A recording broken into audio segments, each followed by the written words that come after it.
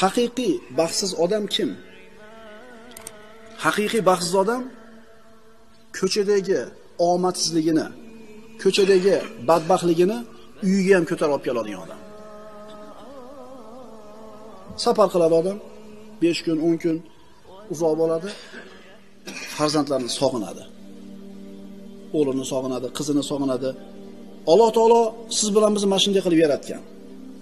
Farzandlarimizni yaxshi ko'ramiz, sog'inamiz. Ammo kishi ko'chadagi ishi bilan ovora bo'lib oilasiga vaqt ochmaydi. Bir kunchi shart yig'ishtiring ishni o'lib ketsin.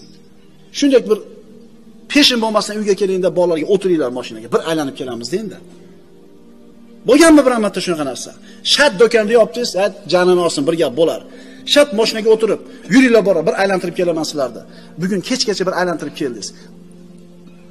Zo'r bo'lganmi? Kim xursand bo'lgan bundan bilasizmi? Siz o'zingiz ko'proq xursand bo'lasiz. Chunki bolalar his qiladi, biz kerak ekanmiz otamizga. Otamiz bizni tarbiyamiz bilan yoki bizga e'tibori bor ekan deb turib, bolalarni bosh osmonga umrini oxirigacha esdan chiqarmaydi. Umridan oxirigacha esdan chiqarmaydi. Lekin unaqa yo'q. Mana shu 1000 ta odamdan bitta odam qo'l ko'tardi mana. Ish. To'rtta devorning ichida o'tiribdi. Toza havoga chiqdi, yuguradi, o'ynaydi. Shu oddiy ish bilan bolangizni qalbidan juda bir yuqori joydan joy oldingiz. Va bu qilgan ishingiz dunyoviy ish hisoblanmaydi. Oxirat uchun bo'ladi. Oxirat uchun.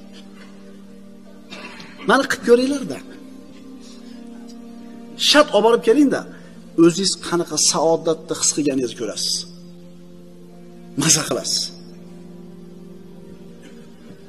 Payg'ambarimiz sollallohu alayhi vasallam siz bilan bizdan ko'ra birodarlar ishi tashvishi ko'p bo'lgan zot. Qarang, risolatni insoniyatga yetish kerak bo'lgan Allohning omonatdori, vahiyni egasi bo'lgan zot uyiga kelardida 4 oyoqlab turib berardi. Nabiralari Hasan va Husayn yelkasiga minib, payg'ambarimiz ot bo'lib, tuya bo'lib ularni ko'tarib yurardi. Endi qo'l ko'tarib qo'yinglar. Nevaralarni yoki bolalarga shunaqa qilib turib yelkasiga ko'tarib ot bo'lib berganlar. Mashalloh. Bunaqalar ko'proq ekan, alhamdulillah. Bu arzonroqda bu. Ish tashab kelishdan ko'ra yengil. Lekin shuni ham qilmagan ekan ko'pchilik. Bak. Dada o'ynaylik deydi. To'rga kirgan bolangiz. Bak deysiz, abar. Olib chiqmaman deysiz. Endi qayoqdan sizni yaxshi ko'rsin bu? Rasululloh sollallohu alayhi vasallam har bitta hayotimizdagi ishda ibrat bo'lgan zot yelkasiga, kuragiga, beliga o'tkazib, 4 oyoqlab yurib, tasavvur qiling Muhammad alayhisalomni. Ni'mal jamalu jamalukuma, ni'mal hamalani antuma. Tuyalaringiz naqadar yaxshi tuya va ikkingiz naqadar yaxshi minuvchisizlar deb ko'tarib yurardi. Rasululloh sollallohu alayhi vasallam qo'lida bolasini ushlab turib namoz o'qiganligi haqida rivoyatlar bor. Rasululloh sajda qilib turganida mana shu nabiralardan bittasi kelib yelkasiga o'tirib olganida imom bo'lib o'qiyapti payg'ambarimiz namozda. Rasululloh sajdadan turmasdan turaveradi. Sahobalar turishaveradi sajdada.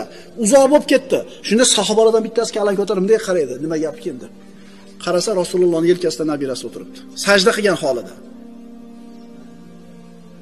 Nabiram yelkamga minib oluvdi, to o'zi qonib tushmaguncha dedi, bezovta qilishni xohlamadim deyapti. Qaysi ishda? Namoz o'qiyotganda qaranglar birodarlar, farzand tarbiyasi shunaqa muhim ekanki, Rasululloh namozini nima qilyapti? Cho'zib olsa cho'zaveryaptiki, lekin nabirasini ko'nglini sindirmayapti. Ya'ni ham biz bolalarimiz yuribdi-da.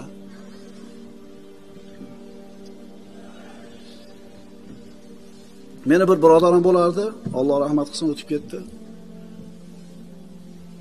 Otasi sizlab gapirardi shu bolam.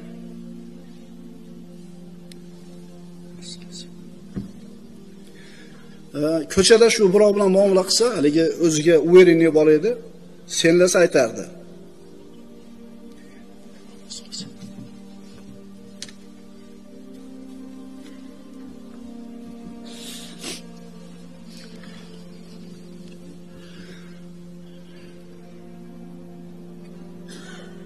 Meni senlamaydi dedi.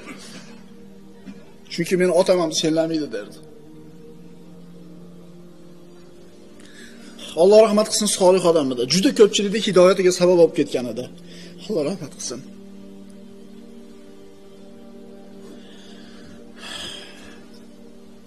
Biz nimaga chaqiryapmiz? Biz har bir uy, musulmon odamning uyi islomiy xonadon bo'lishiga chaqiryapmiz. Har bitta musulmonning xonadoni jannatdan bir bo'lak bo'lishiga chaqiryapmiz. Bunaqa uyda muhabbat bo'ladi, mehr bo'ladi, oqibat bo'ladi, kechirimli bo'ladi, bag'ri kenglik bo'ladi. Agar musulmon odam uyini mana shunday holatga olib kelgan bo'lsa, ko'chadagi har qancha mashaqqat uyga kelgandachi esdan chiqadi. Dunyodagi har qancha mashaqqatni yengishlik unga oson bo'ladi. Agar uyni shunaqa qilib tarbiya qila olgan bo'lsa. Aytinglarchi, biz e'tibor beramizmi oilalarimizga, farzandlarimizga? Ammo haqiqiy baxtsiz nodon odam kim? Ko'chadagi mashaqqatini uyga ko'tarib keladigan, bu ham yetmagandek uyi ham o'zi mashaqqat bo'lgan odam.